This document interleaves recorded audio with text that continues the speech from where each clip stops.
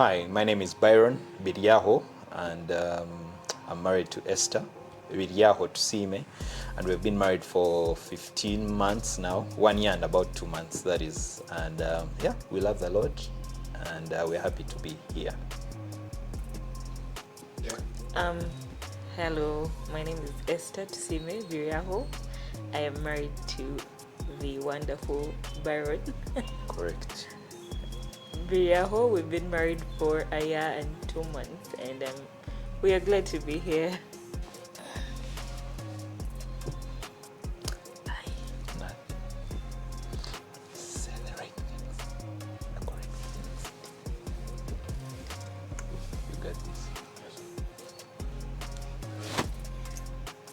First do that. Okay. We do our thing. No.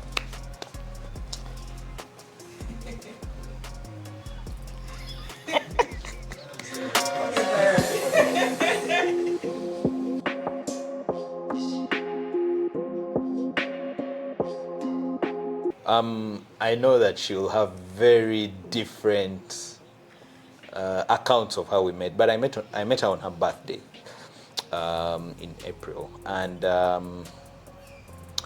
it was a lunch kind of thing. A friend of ours, a mutual friend of ours called John,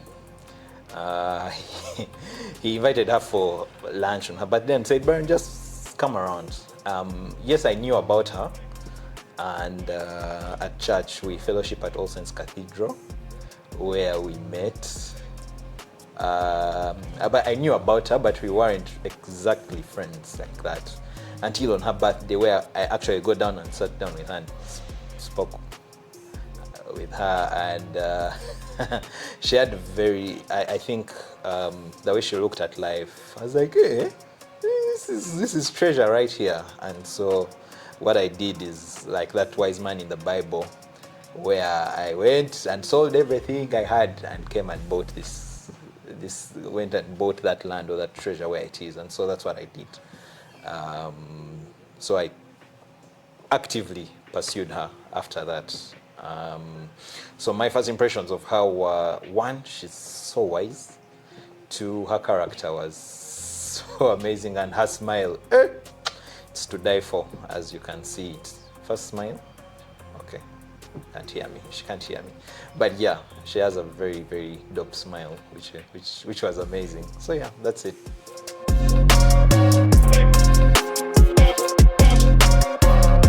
So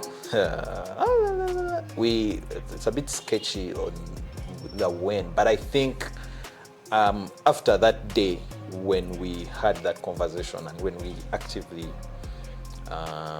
met, then we exchanged numbers. When we started talking more and more, I think that's when I was like, I think I'm falling. And it was a bit tough, because at that point I was going through a situation. I think I was right out from another relationship I was in, and I was like, hey Byron, isn't this too soon for you to be falling a lot? So you first be easy. But I overfell, and then I think November of that year, 2019, was when I actively, asked her and said, you know what, Esther, how about we do this thing? I'm happy she said yes. At first, by the way, there was a point where she benched me. Well, I was actively vibing her, and she real benched me and said, no, you first wait a bit. 1 month passed. I'm like, Kawa. I was a bit broke then.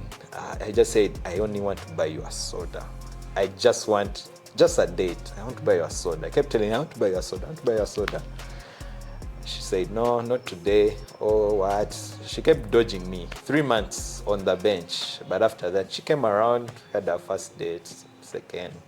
And as time went on, it became amazing. So in November, that's when I was sure that, yeah, I think I've fallen for Esther.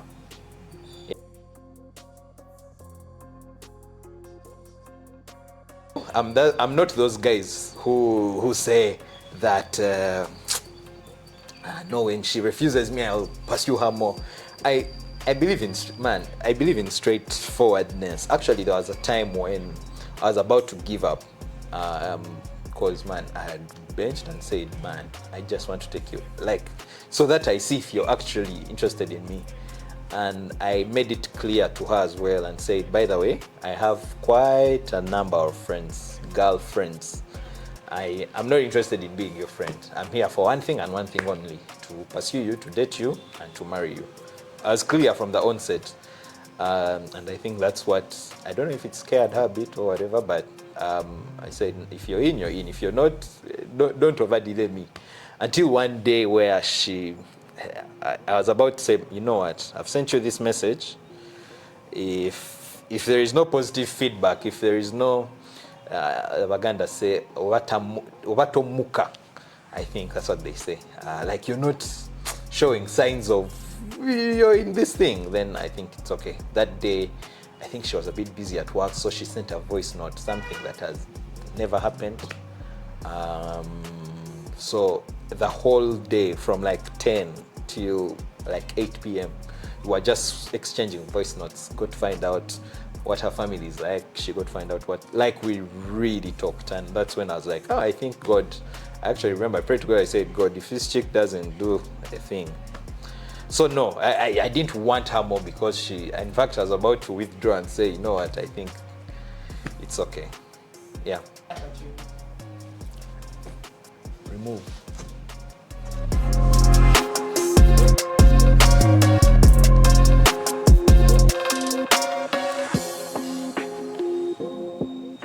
We were saying that you could hear us, Mom. That the way you were reacting, what? I was jamming. You were jamming. Yeah? The other songs nice. Are they my kinds of songs?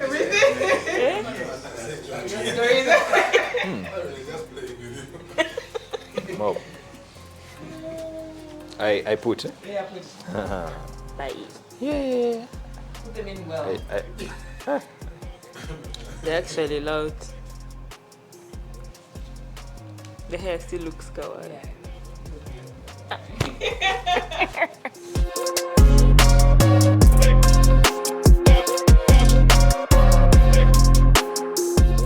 My first impression of Byron was that he was.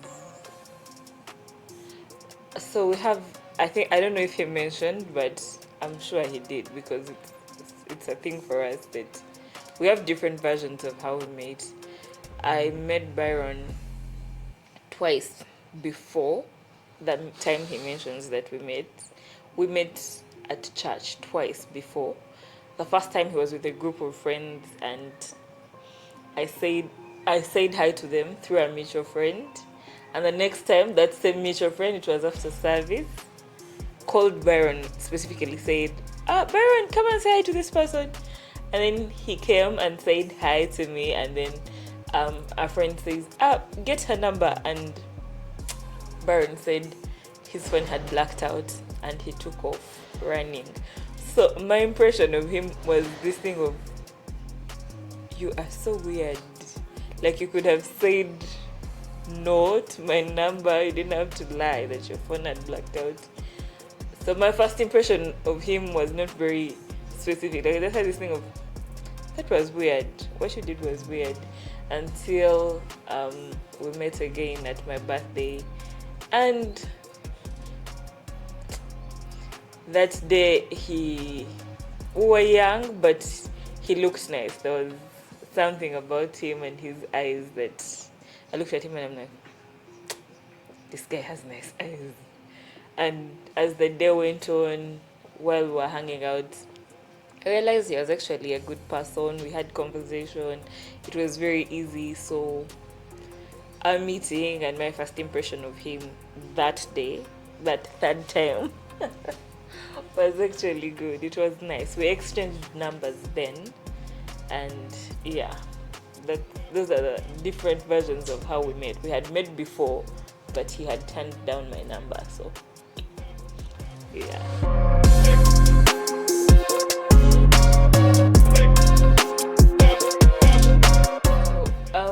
We met at my birthday in April and exchanged numbers, but I think for me during that time I was not ready to be in a relationship. I kept, like, I had his number and he tried getting us to hang out, but I felt like no, I didn't want to lead him on. I didn't want to hang out with him and make him feel like, oh, maybe she's interested in me. So it took me a while to say yes to hanging out with him, and when I did, he was very, very serious, saying how he wanted to date me and how he was just there to be a friend. And I had this thing of, okay, you're not here to be my friend, but I'm also not ready to have you as my boyfriend. So if you can wait it out and see how it goes. And I think he did a very good job in those months when I was making him my friend.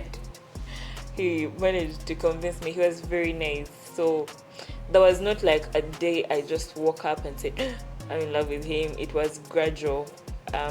As we became friends, as I got to know him, as we interacted and, kept in each other's spaces, it was very easy to fall for him in a very gradual process. And I think in like November of 2019 is when I realized, you know what, if you don't say yes to dating him, you're playing yourself. So because we were talking every day, we were hanging out a lot, and the only thing we had just never said to him was I love you, because he had mentioned that he loved me before, and he would say I love you, and I'm like, hey, okay, thank you for telling me.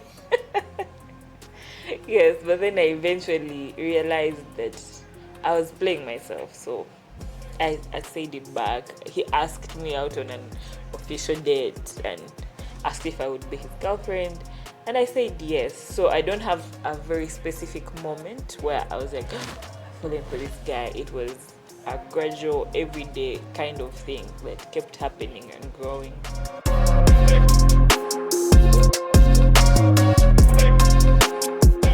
Most of our dates stand out for me a lot because then we were broke. I had a small job, he had a small job, we were earning very little money. And he used to work in town, I used to work in Tinder. And he used to, I think my favorite dates really are those starting dates where he was still vibing me and I was still playing hard to get. But now, looking back now, I realize how much of a sacrifice he was making, because he would leave town during lunch break to come to Ntinda, which was nearer to my office, just to have a soda with me and then go back to work. And it's not like we could afford a lot then. We either would buy a meal and share it, or we would just sit and drink sodas and go back to office. But it used to be such a nice thing that he would sacrifice and say, okay, I don't have a lot of money, but I don't even want her to move so far to come to town, and he would want to make it really easy for me, and he would come to Ntinda so that I am near to my workplace. And I don't know if he ever got into trouble for being away from work for such a long time, but he made sure that I was okay, and it was easy for me to keep making time and going to those dates. I think those dates of where we were just sacrificing so much just to spend time together are some of my favorite. Return of the man. I go? Hope or three now.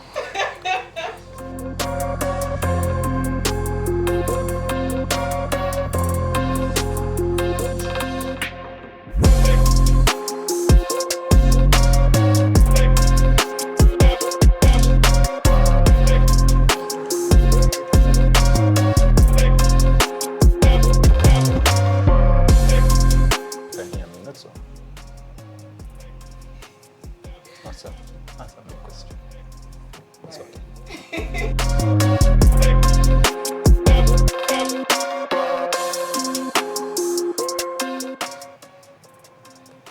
The one date that stood out for me, there were quite a number, but I think like the first time we, so I'm going, can I describe two? Yeah, okay. I think the first time I actually asked her out, asking her out is me actively saying, will you be my girlfriend? not like people who assume that, like, I'm clear like this. It was, I planned it out. I went to some restaurant here in Kampala, Kololo, not where we usually meet in Aufunda. And yeah, I told that dress well, what? Obviously, I didn't have a car. I went, okay, she Ubered here. I didn't go and pick her. She Ubered where she was, where we were going to meet. And yeah, it was special. I told the guys I want some particulars over candles, over what, over roses. Man, I over did it. But it was just a very intimate time where I just, asked her plainly. I said, this is it. Just laid out myself and my plan. I said, hey, I know I've seen you, I like you, da da da. I want you to be my girlfriend in the hope of you becoming, if God willing, of course, then we'll get married after maybe a particular number of years and whatever. So it was a very intimate ones. But the other one, there are really a series, were the ones where in a random place, like one day get down there, or like random places in Ntinda or something where we just met, and we were just raw with ourselves. How much do you have? I have 5K. Okay, me, I have 10. What can we afford of 15K? And we share.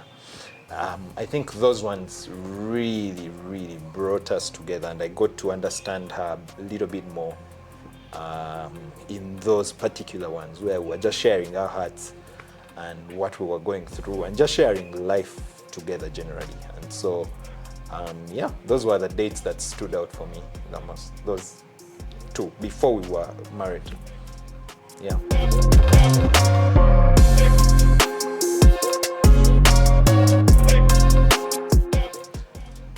I know people want to say what very nice things, but I think what marriage did and what Esther did is it showed me how much of a sinner I am.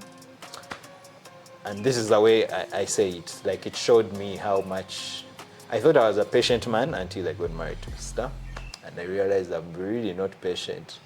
I thought I was a good person. I was kind.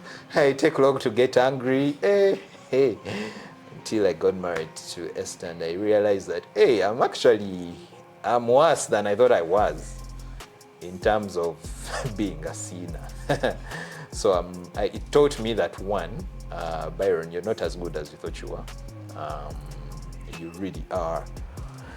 Yeah, you're really, really a sinner, and so you need Jesus, because it definitely wouldn't work without him in the mix, because every other thing would then, I would still be impatient with her, I would still be, until Jesus comes in the mix, and then we are now better. But I think one other thing that Esther's taught me about myself is that I call her my hype man sometimes. When I feel like, before marriage, if I feel I can't do something, I won't do it. I won't overforce myself to do it.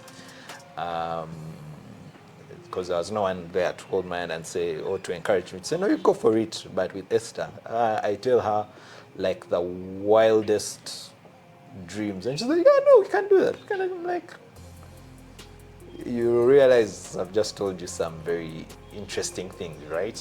And she's like, no, we can't do this. For you, why don't you trust God? Yeah. And so, so I think those two things and much more. I think someone once told me that you can never really know someone 100%. And the person Esther and I, or the people Esther and I were 1 year and 2 months ago, is definitely like we have grown. Things have changed, so we keep on learning things about each other. And you're like, okay, interesting. And because we change and what's, we're like, oh, okay. So I learn new things every day about her, but also mostly about myself. Like the other day, I realized that, Byron, you're not a very bad cook. You can cook some meals. and people will like them, and they'll want more, and they'll want you to cook for them more and more and more. And you're like, okay, that's good. That's good to know. So yeah, that's what I learned. I learned about myself through Esther.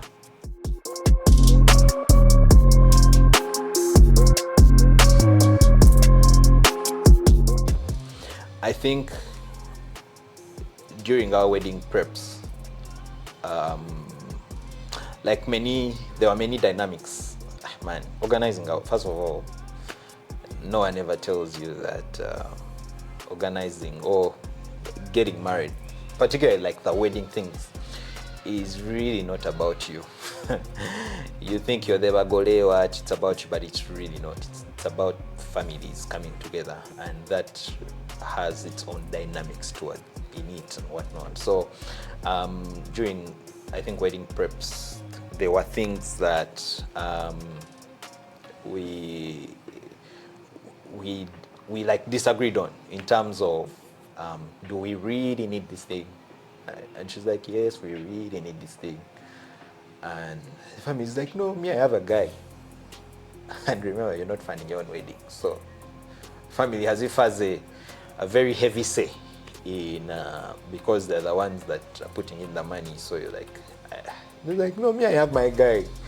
And so that, I remember many phone calls of Esther saying, man, this is it. Even me, there are many phone calls where I was like, but me, I want this thing. And that, and if you're not very careful, and just mention this, that if you're not very careful, that time usually there is usually like a distance that comes between you, because you're heavily invested in, for example, she's heavily invested in her introduction and hinge and whatnot. You're heavily invested in making sure the wedding is okay. And yeah, I think there was a season where we're like, you know what, let's come together and prioritize, yeah, and say what are non-negotiables for us. Yeah, so obviously for you, what are non-negotiables? I think she said something to do with decor or something like her things. For me, it was music, because I love music. So we came to an understanding. We said, Kawa, for these three things, they are non-negotiables. We are going to use these particular people, whatever the case. And the rest of the things were like, it's Kawa. If we reach, of course, food was like none of our things. Like if we reach and the food is fake, we are good, as long as these other things will make us happy. So yeah, that's, I think, one of the times when we really didn't like disagree to the point of let's kill ourselves, but we really had different views, and there were more external pressures that were coming in that were really unnecessary. And I already say that if you're a guy or if you're a man and you can go through that period, I think it's God's way of testing if you're really into this thing, if you're ready to commit. Because there are many times where I could have easily said, man, you know, this pressure is more, it's okay, let's schedule it for another day. But you staying there and saying, no, whatever the circumstances or the rough waters, let me go through them to achieve the goal or the prize. So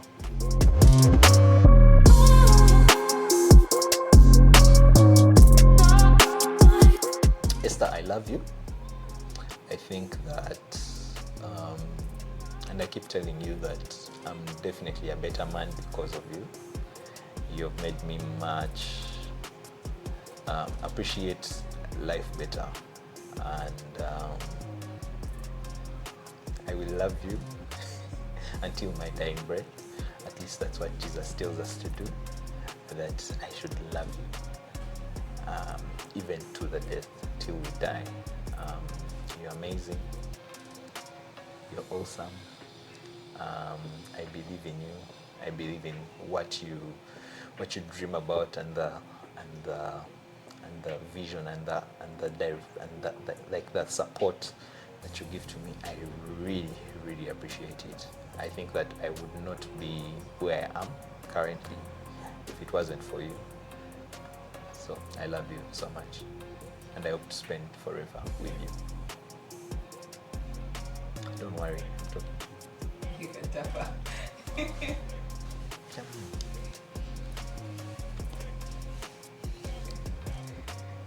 What song is playing? What song is playing? Today would have been a good day for a lip reader. It would have been a what? A good day for a lip reader. Because I kept looking at him, I'm like, eh? I'm going to invest in lip reading skills.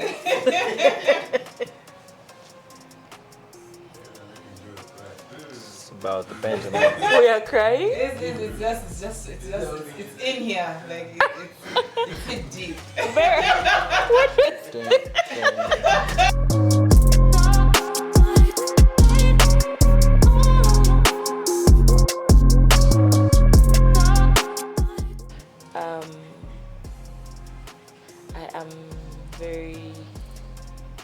I used to think I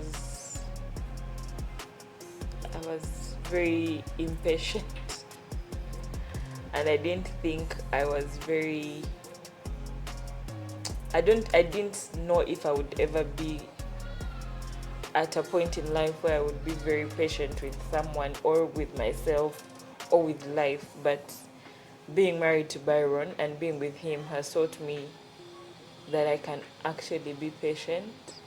It's something I never thought I had in me, and I feel like for people that have known me for long would even find it hilarious that I say that about myself. But I think being with Byron has taught me to be very, very, very patient, and not from an angle of patient with like just him, but like with life and every day. Like when you wake up and you want something to happen and you want to see some things moving, I have learned to be patient. Patient with myself, patient with Byron, patient with God, and to just not be in a rush, to just sit, be still and wait and let things work out how God has intended for them to work out or for them to go.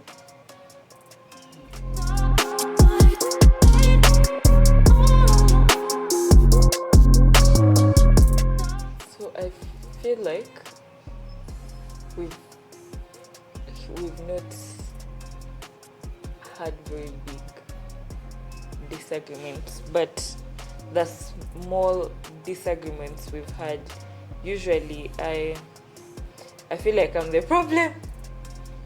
I'm the one complaining about the very small things that as humans you let grow and become something that they're not even supposed to be. But one of the things we disagree about are our ways of life. I'm raised differently. He was raised differently. So there are days where it can be from what he's going to eat, from what he's going to put on, from how he does a particular thing.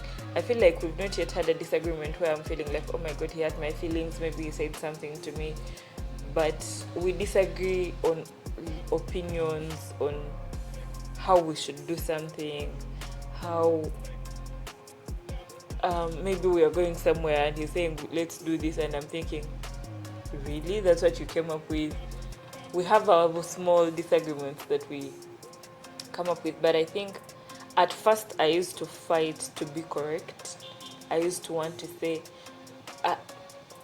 what you're thinking is, or what you're doing is unheard of, and I was very quick to air it, and I never used to pay attention to how I packaged my disagreements or my arguments. I never used to pay so much attention to how am I delivering the message, what does that do to him, how does he interpret that.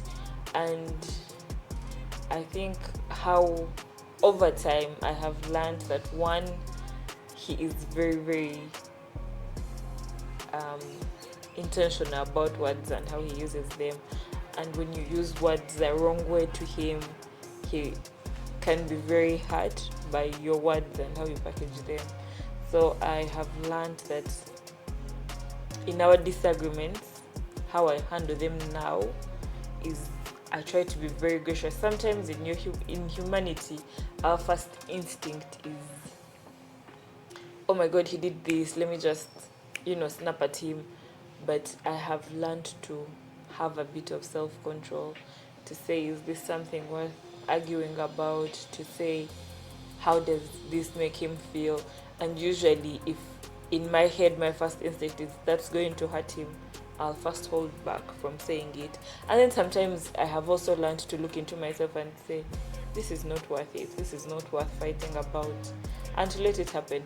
And I hope and pray that that's something that we can carry forward, even in bigger arguments as we go along, to be gracious, to have some self-control, to know that as Christians, we are called to react differently to the things that life throws at us, and especially in a marriage, because when you break someone and break their spirit, or with your words or your actions, then that means you're going to have to work at it again to rebuild whatever you've broken. So I try to not break even while in arguments, and I hope that's something we can carry forward, or maybe just not have arguments, which is impossible because we all have disagreements, but to be gracious, to be kind, and most of all to always remember what God requires of us and what He calls of us to do. And to me as a wife, to be respectful towards my husband is one of the things that I have learned to do, even when in disagreement with him, even when in arguments, to always be respectful to him.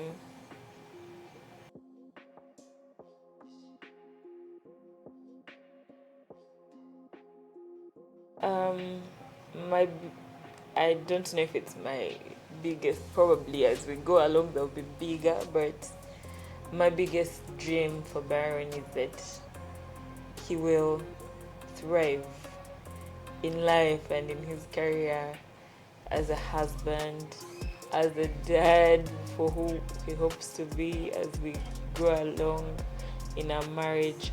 But mostly I hope and pray that he will love God, that he will live his every day of life in the fear of God, in reverence to God and to his will, and that he will never depart from that path, because that's one of the things that drew me to him, that he was Christian, that he feared God, that he lived his life in obedience to Christ. Yes, we fall, but at least when someone gets up and they still know what to do and what is right. And I hope that that's it, no matter how big he gets to be in life, that he will always have the fear of God in him and in his life.